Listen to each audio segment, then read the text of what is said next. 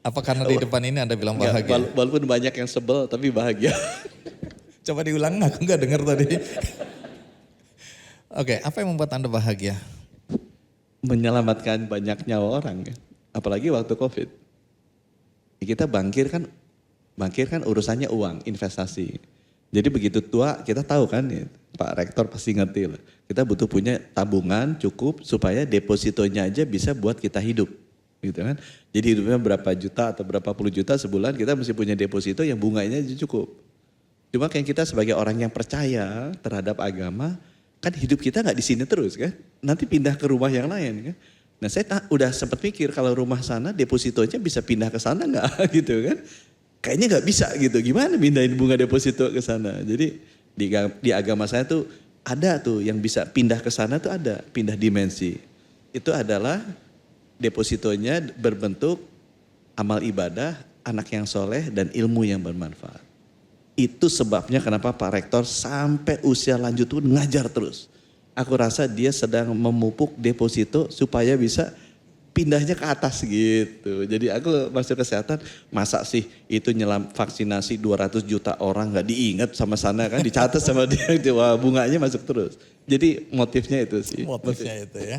Sebagian dari anak muda di kampus-kampus di luar sana, karena di sini baik di atas maupun di bawah kan tadi sudah mayoritas memang bidangnya kesehatan. Tapi di luar sana yang nonton kita ini macam-macam. Dan banyak anak yang kemudian masih galau ketika dia merasa pilihan jurusannya itu kok nggak tepat dengan apa yang dia bayangkan sebelum masuk ke kampus itu atau sebelum memilih jurusan. Dan kemudian menakar-nakar kembali apa profesi yang paling tepat untuk aku di kemudian hari. Nah Anda ini kan salah satu sosok yang selalu dijadikan contoh bahwa di bidang apapun juga seseorang bisa sukses. Ya, tadi latar belakang pendidikan, kemudian profesi dan seterusnya. Jadi yang jadi pertanyaan kemudian ketika Anda berada di karir yang berbeda dengan apa yang Anda pelajari di kampus, bagaimana Anda menyesuaikan diri ketika pindah menjadi bankir dan kemudian BUMN ya. BUMN ini kan setengah lah ya, bankir BUMN itu ada birokrasinya, kemudian sekarang masuk sebagai birokrat.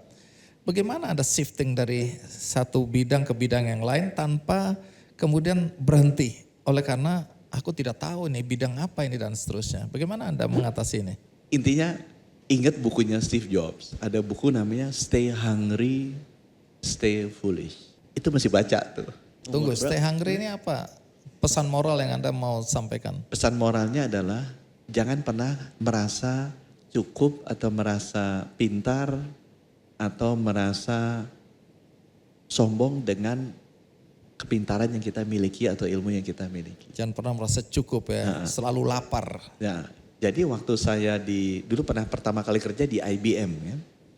Jadi waktu IBM tuh kalau yang juara salesnya paling bagus dikumpulin dikirim ke Bangkok. Umur saya itu masih 24 kali 25 ya, 25 dikirim ke Bangkok. Semua juara-juara dari masing-masing negara di Asia. Yang presentasi, biasalah ada motivational speech kayak gini ya. Yang presentasinya Profesor Rubik's Cube yang bikin kotak Rubik tuh yang warna merah, kuning, hijau yang diputer-puter gitu. Dia tuh presentasinya kayak gini, dia kasih pertanyaan tuh 10 pertanyaan. Nomor 1, apakah kamu adalah karyawan yang paling pintar di perusahaan kamu? Jawab ya atau tidak gitu. Nomor 2, apakah kamu prestasinya adalah masuk top 3 di perusahaan kamu? Jawab gitu. Pertanyaannya begitu semua. Ini kan semuanya juara-juara kan. Jadi semuanya top, tinggi-tinggi semua jawabnya. Iya kita paling pintar, paling jago, paling hebat. Habis gitu dia ngomongnya lucu. Nah orang-orang kayak kamu ini adalah orang yang paling rawan terkena penyakit namanya intellectual trap. Penyakit ini menyerang para CEO. Penyakit ini menyerang banyak orang terkenal. Profesor-profesor. Kenapa? Karena merasa diri paling pintar. Merasa diri paling hebat. Jadi dia trap their mind untuk mendapatkan masukan-masukan ilmu baru. Apalagi kalau yang ngomong koasnya. Gitu. Apalagi yang ngomong mahasiswanya dokter baru lulus. Kita profesor. Nggak mungkin dia bisa lebih pintar, lebih benar dari aku. Dia tutup tuh. Itu dia bilang intellectual trap. Kalau aku bilang lebih suka intellectual humility. Once kita punya intellectual humility, kita tahu bahwa yang kita miliki itu sebenarnya dari ilmunya Tuhan itu kecil banget. Ya. Then you are very open your mind untuk anything masukan. Jadi teman-teman koas nih, ini kan baju merah katanya baju koas nih. Aku tadi dibilangin ya, itu Menkesnya, itu kalau ada masalah panggil koas. Walaupun yang terakhir dilarang juga. Ngapain panggil koas? Itu kan anak buahnya kita. Kalau dengar dari kita aja, jangan dari koasnya gitu kan. Karena kalau di koasnya nanti curhatnya ketahuan semua kan. Jadi nggak boleh dengar dari koas. Tapi Menkesnya manggil koas. Menkesnya kumpulin tuh dokter-dokter di daerah tertinggal tuh, yang gajinya nggak dibayar-bayar. Aku telepon, masalahnya apa sih? Menkesnya kumpulin tuh dokter-dokter yang nggak bisa kembali dari luar negeri. Dokter Tony itu kan dari Singapura. Aku dengerin, kenapa sih nggak bisa kembali? What is the problem? Begitu kita dengar kan, kita mendapatkan perspektif baru yang selama ini mungkin tim saya nggak pernah mau cerita kan. Atau orang-orang senior nggak pernah mau cerita ke saya kan. Tapi dengan gitu pengetahuan kita jadi lengkap. Dan kita bisa pakai moral judgment kita. Ya ini nggak benar nih. Lepas bahwa semua orang senior bilang harus begini. I don't think this is the right thing to do. Misalnya aku bilang, nggak ada tuh namanya dokter spesialis di seluruh dunia mesti bayar uang kuliah ke FK. Ya, saya jadi gak enak ngomongin di sini. Tapi gak ada tuh yang namanya dokter spesialis mesti bayar uang kuliah di FK. Yang benar dokter spesialis ya bayar digaji gitu kan. Kita kena aneh sendiri di dunia gitu. Kayak gitu-gitu lucu-lucu jadi mau ketawa sendiri juga. Cuma kalau saya ngomong gitu nanti marah kan. Yang banyak yang marah ke saya tuh. Gak ada tuh misalnya USG itu harus dipegang dokter spesialis, itu gak ada. Di luar negeri itu nurse yang pegang ultrasound gitu kan. Karena aku bagi-bagiin ultrasound banyak yang marah kasih gratis. Ultrasound nggak boleh lihat apa laki-laki sama perempuan. Wah, nggak boleh lihat laki-laki sama perempuan ya. Kenapa?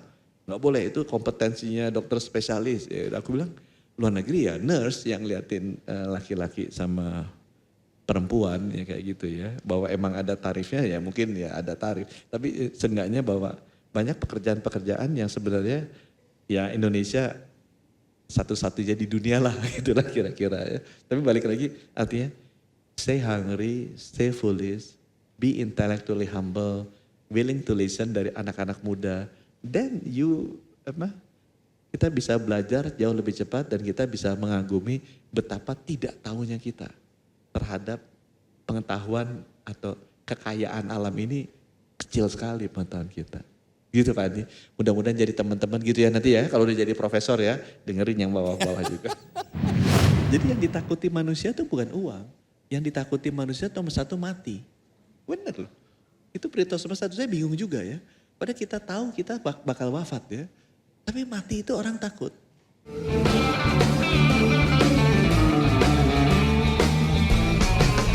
Jelajahi cara baru mendapatkan informasi. Download Metro TV Extend sekarang.